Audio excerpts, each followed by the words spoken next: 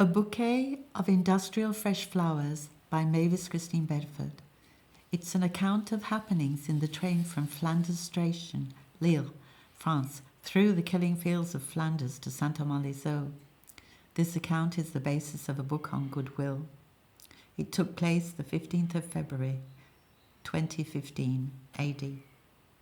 A bouquet of industrial fresh flowers was travelling in the train, in the hands of a tipsy black man suffering in sentimental pain, from Flanders Station to Saint-Amand-les-Eaux. He was to get out at Fretta, but he couldn't find the door, so he slobbed around the train with his withered bouquet till he came to the stance within the scope of my trance and pressed on the button on the wrong side of the train. Oh my goodness me, oh my goodness me, his hand is clasped within the gap. He is a prisoner of his act. On the wrong side of the doors, in fact. His pain was stifled in his breast, and he did his best not to shout out loud, and he didn't. Two young white men in goodwill came to his rescue. They pulled on his arm to make sure that it was worth the while to pull on the chains hanging down. They both gave a frown. But they did it anyway on both sides of the train. We are our brother's keeper. The train did come to a halt, and the girl opposite gave a sigh, for she had caught this train through the skin of her teeth. She had only been through a bomb scare, making her run breathless 40 minutes behind schedule for the taxi awaiting in Templeuve. Aha, here come the guardians of the train to investigate who pulled the chain. But they looked around everyone standing around and the gap in the door where no one was to be found. Messrs. Goodwill proffered an explanation to the driver and his crew, who turned around quickly and drew an immediate conclusion to the event, checked that his hand was not bent, and decided to start the train again, to the relief of everybody on the train. From Flanders Station via Saint-Amand-les-Eaux to Jument.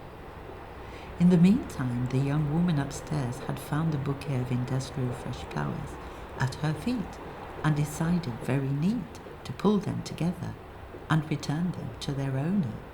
She hastened him to come to get them, and he did, tripping and slipping on every stair, then slithering down in one go. The next station was Fretta. The guardians of the train came back to make sure that he would get out.